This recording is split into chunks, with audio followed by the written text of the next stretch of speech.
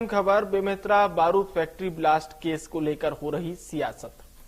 पूर्व सीएम भूपेश बघेल ने social media site x पर पोस्ट किया और ये लिखा कि बेमेतरा ब्लास्ट किसकी गारंटी और किसके सुशासन में गुनहगारों को संरक्षण दिया जा रहा है। क्या सत्ता के किसी करीबी को बचाने का प्रयास है? तो ये सवाल है किसके हैं? पूर्व मुख्यमंत्री भूपेश बघेल के। 2 दिन से ज्यादा इस ब्लास्ट को हो चुके हैं। अब तक लापता लोगों की संख्या स्पष्ट नहीं हो पाई है। भूपेश बघेल ने बीजेपी सरकार से 5 सवालों के जवाब को मांगा। ये कहा कि प्रशासन केवल 8 मजदूरों के लापता होने की बात कह रहा है, जबकि ग्रामीणों का कहना है कि यह संख्या इससे कहीं ज्यादा है। पूर्व सीएम भूपेश बघेल का कहना है। वहीं डिप्टी सीएम और गृह मंत्री विजय शर्मा का भी बयान सामने आया। उन्होंने कहा कि एफआईआर तो होगी ही होगी, मजिस्ट्रियल जांच के आदेश हो गए हैं, सब कुछ निकल कर आएगा। कांग्रेस ने बीजेपी पर गंभीर आरोप लगाते हुए कहा कि बारूद फैक्ट्री का मालिक बीजेपी नेता और पूर्व मुख्यमंत्री का दामाद है, इसीलिए प्रदेश की बीजेपी सरकार पूरे मामले पर लीपापोती करने में जुटी है। इसी मुद्दे पर चर्चा करेंगे, उससे पहले आपको कुछ बयान सुना देते हैं। यार तो होगा ही होगा, उसमें मजिस्ट्रियल जांच के आदेश हो गए हैं भाई, मजिस्ट्रियल जांच के आदेश हो गए हैं, सब कुछ निकल कर आना है, सब कुछ स्पष्ट होना है, वो कोई बात नहीं। बेमेतरा जिला के जो बारूद फैक्ट्री में जो दुर्घटना हुई है, उसको लेकर राज्य सरकार की बड़ी लापरवाही सामने आई है। दुर्घटना के बाद ग्रामीणों में जो आक्रोश है और जो अपने परिजनों को ढूंढ रहे हैं, उन्हें संतोषजनक कोई जवाब नहीं दिया गया है, उचित मुआवजा नहीं मिला है। सबसे बड़ा दुख का स्थिति यह है कि बारूद फैक्ट्री के मालिक के खिलाफ अब तक कोई एफआईआर दर्ज नहीं हुई है, सिर्फ खाना पूर्ति किया जा रहा है। सुनने में तो ये भी आया है कि बारूद फैक्ट्री का मालिक भाजपा नेता और पूर्व मुख्यमंत्री का दामाद है, इसलिए राज्य की भाजपा सरकार पूरे मामले पर लिपापोती करने में लगी हुई है। ग्रामीण लगातार आंदोलन कर रहे हैं, अपने परिजनों को ढूंढ रहे हैं, उन्हें कोई संतोषजनक जवाब नहीं दिया जा रहा है, बल्कि ग्रामीणों को डराने के लिए वहां पुलिस का बल लगा दिया गया है, कोई जिम्मेदार अधिकारियों पर कार्रवाई नहीं की है। इससे स्पष्ट हो गया है कि राज्य की भाजपा की सरकार कितनी लापरवाह और गैर जिम्मेदार है और एक नेता के दामाद को बचाने के लिए इतने जो पीड़ित हैं उनकी आवाज को कुचल रही है।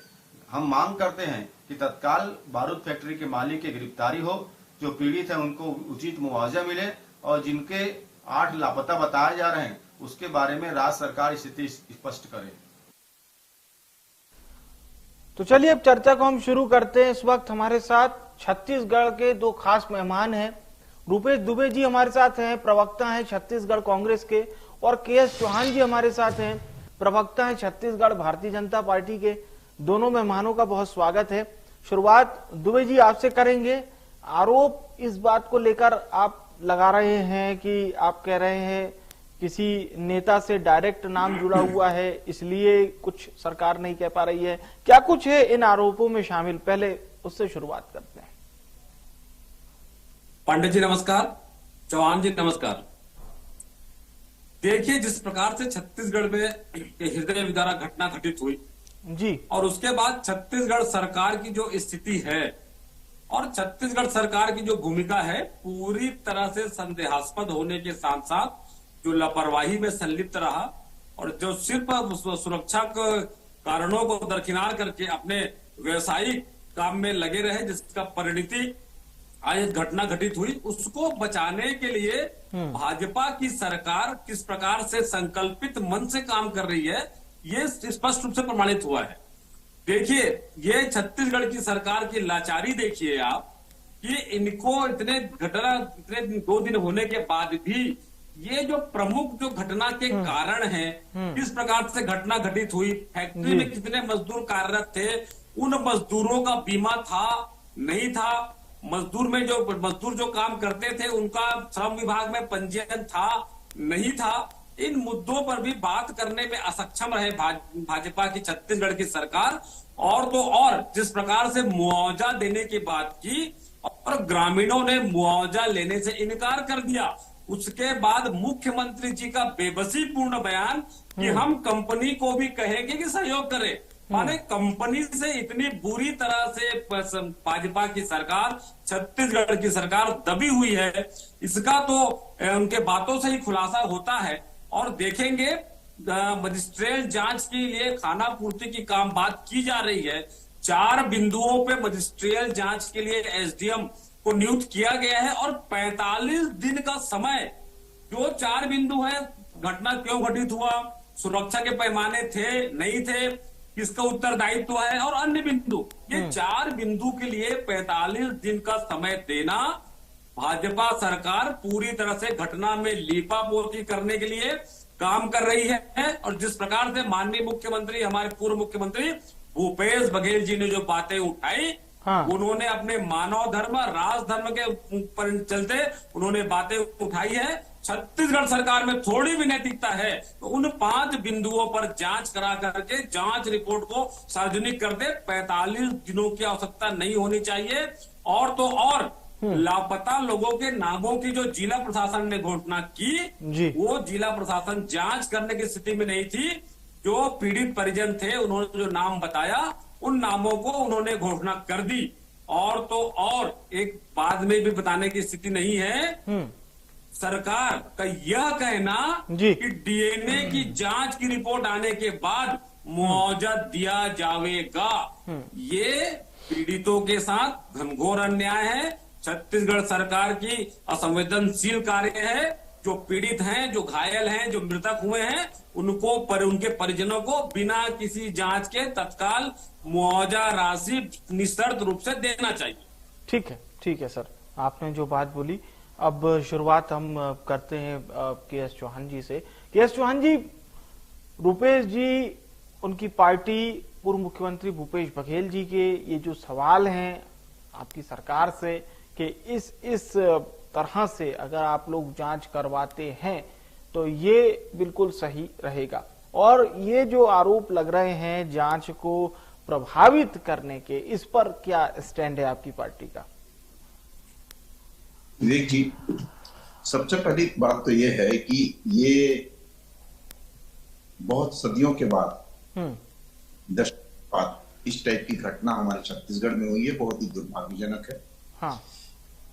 कि ये राजनीतिक विषय नहीं हो सकता। एक विषय इसलिए नहीं हो सकता कि सबसे पहले जो घटना हुई है उसमें ऑप्शन ढूंढने की बात करें, उसमें राहत की बात करें, न कि उसमें। दूसरी बात ये है कि जैसे ही ब्लास्ट हुआ, वहां पर एसआईटी की टीम और पुलिस वहां पर आ गया, कार्यपालिका ने अपना काम किया। दूसरी बात, ऐसे कौन सी बात हो गई है कि भारतीय जनता पार्टी ने सबको रोक के रखा हुआ है? ऐसी कौन सी बात हो गई कि भारतीय जनता पार्टी इस ब्लास्ट के जवाबदार है? ऐसी कौन सी बात हो गई है कि भारतीय जनता पार्टी ने जो काम करना चाहिए था अभी तक नहीं किया है? ऐसी कौन सी बात हो गई है कि भारतीय जनता पार्टी ने असंवैधानिक रूप से ऐसा कुछ काम कर दिया है या गैर कानूनी रूप से काम कर दिया है? दूसरी बात जी, 2022 में ये फैक्ट्री को बंद किया गया, और क्यों किया गया और किसने करवाया गया? भूपेश बघेल जी की सरकार थी। 2022 में इस फैक्ट्री को बंद कराया गया। बंद कराया गया सिर्फ 2 कारणों से, एक फायर सेफ्टी की वजह से और एक एम्बुलेंस की वजह से, और कोई खामियां चली गई थी। और 1.5 महीने के बाद फिर से उनको अप्रूवल भी दे दिया गया कि आप चालू कर दो। तो उस समय आप सोए हुए थे? अभी उस समय आप सोए थे?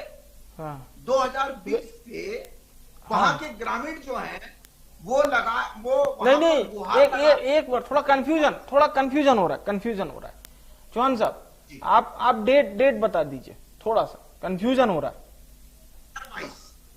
2022 आप, अच्छा 2022 में, जी 2022 में, ठीक है, आपकी सरकार नहीं थी, तो 2022 मैं क्या बोल रहा हूँ, मैं ये नहीं बोल रहा हूँ।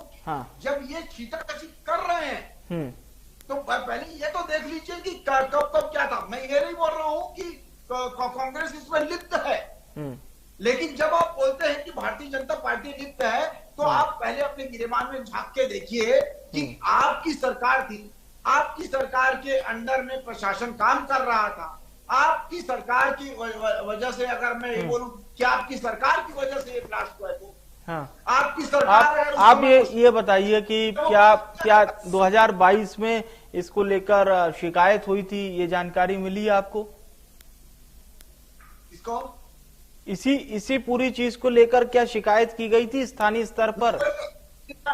मैं क्या बोल रहा हूँ, ग्रामीण लोग अभी बोल रहे हैं कि 2020 से हम लोग यहाँ पर अपनी आवाज बुलंद कर 2020 500 एकड़ में ये फैला हुआ है। 400 लोग काम करते हैं वहां पर, और उसके बाद जब मानक नहीं दिया गया है, तो मानक जब रोका गया था, उसके सिर्फ दो ही कारण थे, दो कारण थे, एक फायर सेफ्टी की वजह से और एक एम्बुलेंस की वजह से। आपने क्या अंदर पूरे जांच कर लिया था? ये सरासर एक एक्सीडेंट है जिसको आप राजनीतिक अमली जामा नहीं पहना सकते। ये एक्सीडेंट है, ये कभी भी किसी की भी सरकार में हो सकता है, लेकिन इसमें राजनीति करना ये गलत। अब भारतीय जनता पार्टी या कोई अन्य किसी की भी सरकार रहती, वो इस ब्लास्ट के बाद अपनी मुस्तैदी की चलिए सकती है। मैं भूपेश बघेल जी, माननीय पूर्व मुख्यमंत्री छत्तीसगढ़, उन्होंने ये सवाल पूछा कि 48 घंटे बाद भी घटना की FIR क्यों नहीं की गई? मैं ये पूछना चाहता हूं, भूपेश बघेल जी से पूछना चाहता हूं कि बीरनपुर की घटना हुई और उसमें FIR क्या तुरंत 48 घंटे में हो गई थी? कवर्धा की घटना हुई, 48 घंटे में FIR हो गई थी क्या? यहाँ पर इतना बड़ा ब्लास्ट हुआ है, रेस्क्यू की टीम कल अपना काम समाप्त कर पाई है, कल। और उसके बाद ये टीम गठित की गई है एसडीएम के अंडर में। एसडीएम जांच करेंगे और वो अपनी जांच की एक बात ये भी पूछी है कि क्या प्रशासन ने फैक्ट्री प्रबंधन से यहाँ पर काम करने वाले मजदूरों की जानकारी ली है? क्या बोले? ये भूपेश बघेल जी के सवाल हैं कि क्या प्रशासन ने फैक्ट्री प्रबंधन से वहां पर काम करने वाले मजदूरों की जानकारी ली? इस तरह से उनके टोटल 5 क्वेश्चन हैं। मेरे को ये समझ में नहीं आता है कि आप इसमें भी राजनीति कर रहे हैं। ये क्या भारतीय जनता पार्टी के जनप्रतिनिधियों का, भारतीय जनता पार्टी के जिला पदाधिकारियों का या कार्यकर्ताओं का काम है कि वहां के वो प्राइवेट फैक्ट्री है, कोई पब्लिक फैक्ट्री नहीं है, कोई सरकारी फैक्ट्री नहीं है। और जब आपने खुद उनको बोला है कि हाँ ठीक है आप काम करो, और उसके बाद आप ये वाला सवाल उठा रहे हैं प्राइवेट फैक्ट्री में क्या हो रहा है क्या नहीं हो रहा है। जब हादसा हो जाता है विवेक पांडे जी, तब जाके जब हादसा हो जाता है तब शासन और प्रशासन उसमें दखल देता है कि नहीं देता है।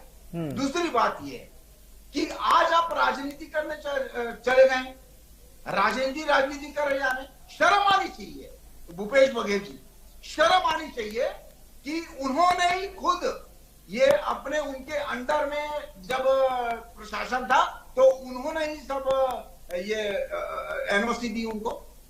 क्या उनको पता नहीं था? और उसके बाद बोलते हैं कि किसी नेता के दामाद का हाथ है इसमें। मैं ये पूछना चाहता हूं साथी प्रवक्ता से, मेरे को सिर्फ सुंदरलाल पटवा के दामाद का नाम बता, बस बता दे दामाद का नाम। दामाद बोल रहे हैं ना, सुंदरलाल पटवा के दामाद का हाथ है, उनके नाम का उनके दामाद का नाम बता दे और कैसे हाथ है और कौन से उनके पेपर में कौन से मालिक कितना शेयर होल्डर है वो बता दे, फिर मैं बताता हूं उनके मालिकों का नाम क्या है। चलिए मैं बताता हूं उनके मालिक का नाम क्या है। चलिए मैं जी बोलिए। मैं ये बोलता हूं नेशनल हेराल्ड में सोनिया राहुल और प्रियंका का हाथ है। मैं ये बोलता हूं कि बोफोर्स में राजीव गांधी का नाम था। मैं ये बोलता हूं क्योंकि लोटस नाम के चलिए नाम पे चर्चा हमारी बेमेतरा को ही लेकर हो रही है, ठीक है। चर्चा हो रही है। हाँ। ये जांच का विषय है ठीक। पांडे जी। ठीक, इसमें ठीक। कोई राजनीतिक दल या जो है वो इसमें लिप्त नहीं है। पूछ लेते हैं, एक जवाब लेते हैं रुपेश जी से। रुपेश जी, अभी जो संख्या बताई जा रही है, जी आ रहा हूं सर आपके पास। हाँ, आप रेस्क्यू जी आ रहा हूँ चौहान साहब आपके पास। रुपेश जी, अभी जो संख्या बताई गई है, मलबे में दबकर मौतों की पुष्टि नहीं हुई है, लेकिन एक कर्मचारी की मौत की जानकारी है। आप लोग इससे संतुष्ट हैं कि अभी जो ये पूरी जानकारी सामने आ रही है इसको लेकर? पांडे जी, जिस प्रकार से चौहान जी बोल रहे हैं, ये भाजपा सरकार की बौखलाहट है और भाजपा सरकार की अकर्मण्यता है। सत्ता छत्तीसगढ़ में भाजपा की सरकार है और जिस प्रकार से घटना घटित हुई, घटना घटित होने के बाद प्रथम दायित्व सरकार का ये बनता है कि उस फैक्ट्री में कितने लोग कार्यरत थे, कितने श्रमिकों का वहां पंजीयन है, कितने श्रमिक ठेका के रूप में कार्य करते थे, कितने नियमित रूप से कार्य करते थे और कितने शिफ्टों में वहां काम होता था और उन एक शिफ्ट में कितने मजदूर कार्यरत रहते थे। आज तक छत्तीसगढ़ की सरकार ये पता करने में सक्षम है। और तो और चूंकि वो बारूद फैक्ट्री थी तो वह सीसीटीवी कैमरे भी लगे रहे होंगे। उन सीसीटीवी कैमरों के डीवीआर की जांच छत्तीसगढ़ की सरकार ने करी प्रारंभिक चरण पे। तो प्रथम दृष्टया इन मुद्दों पर जांच करने के बाद सीधे फैक्ट्री प्रबंधन पे एफआईआर दर्ज करके अग्रिम कार्रवाई करनी चाहिए और मुआवजा के तौर पर फैक्ट्री प्रबंधन पर दबाव बनाना चाहिए। चौहान साहब तो कह रहे हैं कि ये 2022 में यहाँ पर जो स्थानीय लोग हैं उन्होंने शिकायत दर्ज करवाने की कोशिश की थी। उस वक्त इस बात का, हाँ, इस बात का पांडे जी, हाँ पांडे जी, किसी भी उद्योग में या कोई फैक्ट्री लगी है उनमें सेफ्टी पैमाना और जिन पैमानों के अंतर्गत उनको अनुज्ञा दी गई है उसकी समय समय पे जांच होती है। यदि जांच पे खामी पाई जाती है तो उस पर कार्रवाई की जाती है और जैसे ही उसकी पूर्ति हो जाती है तो उसको उद्योग को काम करने की छूट दी जाती है, क्योंकि उससे मजदूरों की जीविकोपार्जन की भी जुड़ी हुई रहती है। यदि 2022 में फायर सेफ्टी और एम्बुलेंस की सुविधा उन्होंने उपलब्ध कराई होगी तो निश्चित रूप से छत्तीसगढ़ सरकार उस फैक्ट्री को काम करने की अनुमति दी होगी। लेकिन वर्तमान परिस्थिति में छत्तीसगढ़ में 5 माह से छत्तीसगढ़ में भाजपा की सरकार है और जिस प्रकार से भाजपा नेता की संलिप्तता हो रही है और उसके बाद उन बिंदुओं पर 48 घंटा होने के बाद भी एफआईआर नहीं होना और बिरनपुर की घटना के बारे में बताना। बिरनपुर की घटना में तो विधायक बनने के बाद उसके बेटे को नौकरी दे दी है भाजपा ने, तो क्या इनके भी मजदूरों के परिवारों को भी सरकारी नौकरी देंगे? फैक्ट्री प्रबंधन से पूछे हैं कि आप लोगों ने कितने लोगों को कार्य में रखा था, कितने लोग कार्यरत में थे? रजिस्टर गायब हो गए हैं, सीसीटीवी फुटेज गायब हो गए हैं। और तो और छत्तीसगढ़ की सरकार फैक्ट्री प्रबंधन पर कोई भी अंकुश लगाने की स्थिति में नहीं है। मुख्यमंत्री जी ने कहा है कि कंपनी को मजदूरों को, आहतों को सहयोग करने के लिए कहा जाएगा। ये छत्तीसगढ़ सरकार की बेबसी है। ऐसी स्थिति में कांग्रेस अपना मजदूरों के प्रति संजीदगी के साथ जो न्यायिक जांच होनी चाहिए, जिन बिंदुओं पर जांच होनी चाहिए और 48 घंटे होने के बाद भी छत्तीसगढ़ सरकार अकर्मण्यता से हाथ पर हाथ धरे बैठे दोषियों को संरक्षित करने का काम कर रही है। माननीय पूर्व मुख्यमंत्री भूपेश बघेल जी ने बात करी और मजिस्ट्रियल जांच की, एसडीएम के माध्यम से जांच कराने की बात, जुडिशियल जांच कराते, मजिस्ट्रियल जांच कराने के बाद जुडिशियल जांच कराते और 4 बिंदुओं पे जांच करने के लिए 45 दिन का समय देना, ये छत्तीसगढ़ सरकार की इस गंभीर घटना के प्रति अकर्मण्यता, लचरता और निष्क्रियता प्रमाणित करती है। ठीक है, चौहान साहब कहना चाह रहे थे कुछ, बोलिए बोलिए। हमारी अकर्मण्यता के कारण हमने 5 लाख का मुआवजा मृतकों को और 50,000 का मुआवजा घायलों को दिया है। हमारी अकर्मण्यता के कारण एसडीएम के द्वारा एक टीम गठित की गई जो 45 की रिपोर्ट पेश करेगी। हमारी अकर्मण्यता के कारण वहां पर तुरंत 12 जेसीबी और 2 चेन माउंटिंग वहां पर पहुंच गई और रेस्क्यू की टीम ने पूरा अपना काम तुरंत 48 घंटे के अंदर अंदर खत्म कर दिया। 5 लाख मुआवजा ठीक है, देने दुबे की साहब, बात दुबे की साहब है, आऊंगा आपके पास। दुबे साहब डीएनए के माध्यम से बात हुई है। दुबे साहब आपसे लूंगा जवाब, अभी चौहान जी की बात हो जाने दीजिए, बोलिए।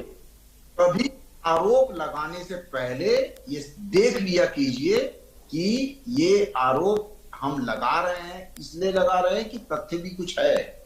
दूसरी बात ये है कि अभी आपने बोला, मैं आपके इस प्रसिद्ध चैनल के आगे ये चैलेंज करता हूं कि आप मेरे को उस भाजपा नेता का नाम बताएं जो इसमें संलग्न है, नहीं तो माफी मांगे। और दूसरी बात यह भी है कि आलोक चौधरी, अजय चौधरी और राजेश चौधरी कौन है ये भी बताएं, ये तीनों बताएं। ये मेरे 2 सवाल हैं। और कौन सा भाजपा नेता इसमें संलग्न है, इसका मेरे को अभी तुरंत मेरे को जवाब चाहिए, नहीं तो आप माफी मांगेंगे। आप बोले हो कि इसमें भाजपा का नेता संलग्न है, आप मेरे को बताइए कहां, कौन सा संलग्न है। और अगर संलग्न था तो तुम्हारे भूपेश बघेल क्या सोए हुए थे? तुम्हारे जो दूसरे जनप्रतिनिधि है वो क्या सोए हुए थे? तुमने क्यों नहीं बोला नाम? चलिए ठीक है, रिपोर्ट क्यों नहीं लिखा? अब ले लेते हैं जवाब। ठीक है, नामजद रिपोर्ट क्यों नहीं? ठीक है चौहान साहब, प्लीज। नामजद रिपोर्ट क्यों नहीं लिखाई गई? अगर कोई भाजपा का नेता उसमें संलग्न है तो चलिए, सिर्फ राजनीति, आगे पीछे कुछ नहीं। पूछ लेते हैं रुपेश जी से, प्लीज। बताइए, नाम बताइए, नहीं तो आप माफी मांगिए। ठीक है रुपेश जी। देखिए, छत्तीसगढ़ की सरकार में थोड़ी भी संजीदगी होगी। ठीक है चौहान साहब, आपकी बात का जवाब है। उसका नाम आपकी बातों को आपकी छत्तीसगढ़ की सरकार भी जवाब दे सकती है यदि उनमें मजबूत इच्छा शक्ति होगी तो। आप मुझे बताइए 2020 से ग्रामीण यदि आंदोलन कर रहे थे उस फैक्ट्री के बारे में, तो आप लोग भाजपा के लोग सोए थे। आप लोग इसलिए सोए थे कि उसमें भाजपा नेता की संलिप्तता थी, इसलिए आप लोगों ने साहस नहीं किया। यदि जनहित के विपरीत ऐसा कोई कार्य चल रहा है, उसके खिलाफ भाजपा, कांग्रेस, जो भी दल है, उसको अपना राज धर्म निभाते हुए कार्य करना चाहिए। जिस प्रकार से भाजपा के लोग अपनी सरकार की नकर्मण्य, फिर से कहूंगा, अकर्मण्यता को छिपाने के लिए आप बोल रहे हैं ना मुआवजा को, उस मुआवजा को ग्रामीण जनता और पीड़ित परिवार मना कर दिए हैं। पीड़ित परिवारों ने मना कर दिया है। पीड़ित परिवार ने चलिए और जी फैक्ट्री प्रबंधन से कितना दिला है जी, और समय भी अब इजाजत नहीं दे रहा है। मैं शुक्रिया करूंगा जी सर, धन्यवाद चौहान साहब का, दुबे साहब का शुक्रिया। आज की हमारी चर्चा का विषय था बेमेतरा बारूद फैक्ट्री का ये ब्लास्ट केस, जिस पर हम सवालों के जवाब ले रहे थे और समझने की कोशिश कर रहे थे कि इस केसेस के तार आखिर कहां तक जुड़े हुए हैं और जिस स्तर पर सरकार कार्य कर रही है और जो बात निकलकर सामने आ रही है विपक्ष की, दोनों के समानांतर